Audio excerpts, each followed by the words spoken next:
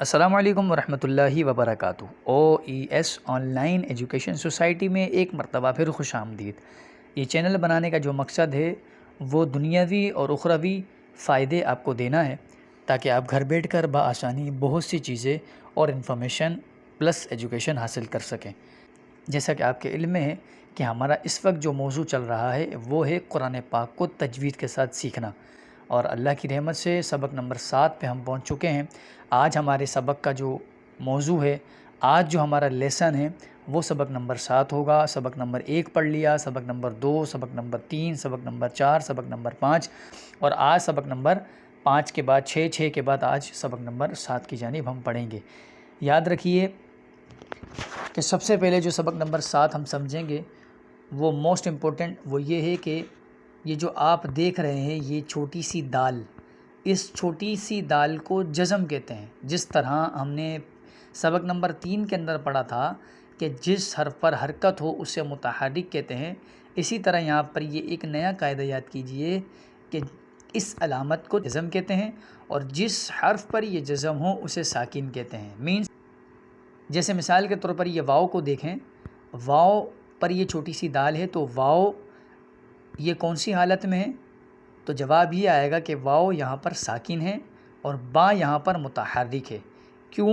چونکہ با پر پیش ہے اور واو پر جزم ہے، تو با ساکن ہے، با متحرک ہے اور واو ساکن ہے۔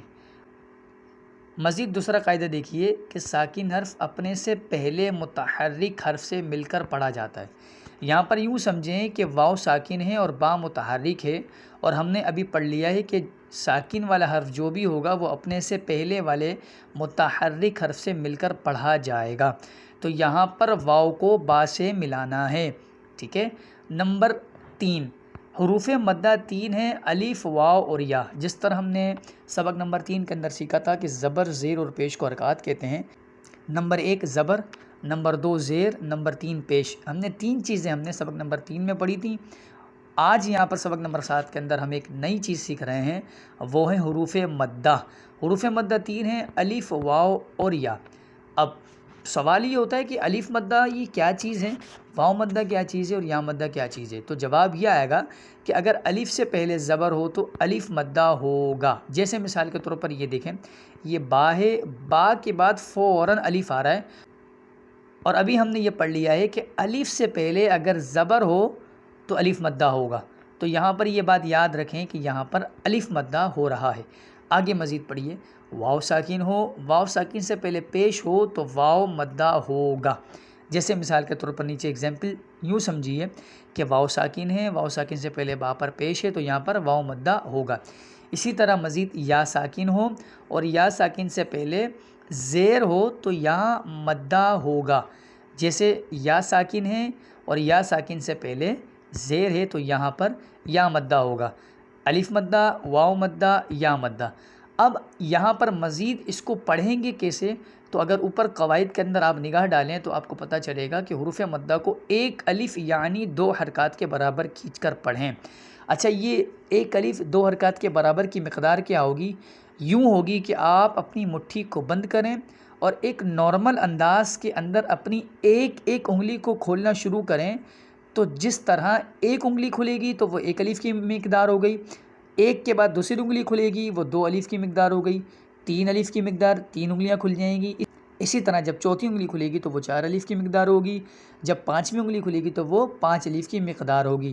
یہاں پر چونکہ ہم نے حرف مدہ کو 1 الف کھینچنا ہے، تو اس کا آسان سا جواب یہ ہے کہ اپنی مٹھی کو بند کیجیے اور ایک نارمل انداز کے اندر اپنی ایک بند انگلی کو کھولیے، کہ جس سے آپ کو یہ پتہ چل جائے گا کہ یہ 1 الف کی مقدار ہے۔ جیسے مثال کے طور پر با الف زبر با، با واو پیش بو، با یا زیر بی، با بو بی، یہ 1 الف کی مقدار ہے۔ اچھا، یہاں پر یہ بات یاد رکھیے گا کہ یہ حروف مدہ ہے، اور حروف مدہ کو ابھی ہم نے پڑھا ہے کہ 1 الف یعنی 2 حرکات کے برابر کھینچیں گے۔ حرکات جو تھی سبق نمبر 3 کے اندر اور سبق نمبر 4 کے اندر، اس کو ہم نے بغیر کھینچے پڑھنا تھا، اور وہاں پر ہم نے بغیر کھینچے پڑھا تھا۔ تو لہٰذا یہ بات آپ اپنے ذہن میں لازمی طور پر ذہن نشین کر لیجئے کہ حروف مدہ اور حرکات کے اندر زمین آسمان کا فرق ہے۔ مزید آگے کی جانب بڑھتے ہیں۔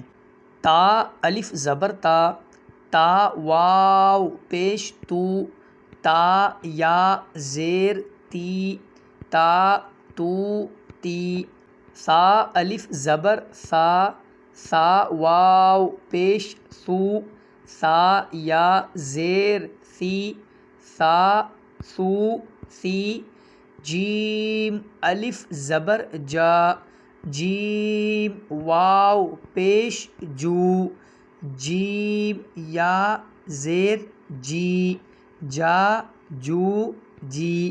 یہ تھی سبق نمبر 7 کی 2 لائنوں کی ہجے۔ آخری تک اسی طرح ہجے ہوگی جس طرح میں نے آپ کو 2 لائنوں کی ہجے کروائی ہیں۔ مزید آگے میں رواں پڑھتا ہوں۔ اگر اس کے اندر مزید آپ کو کوئی سوال ہو ہجے کے اندر یا کسی حرف کی ہجے آپ کو نہیں کرنا آتی ہو تو آپ کومنٹس باکس کے اندر مجھ سے پوچھ سکتے ہیں، تو انشاءاللہ آپ کو جواب دے دیا جائے گا۔ مزید آگے کی جانب بڑھتے ہیں۔ حا، حو، حی۔ حا جو ہے یہ حرف حلقی میں سے، لہٰذا حا حلق سے ادا ہوگا۔ خا الف زبر خا، خا واو پیش خو، خا یا زیر خی، خا خو خی۔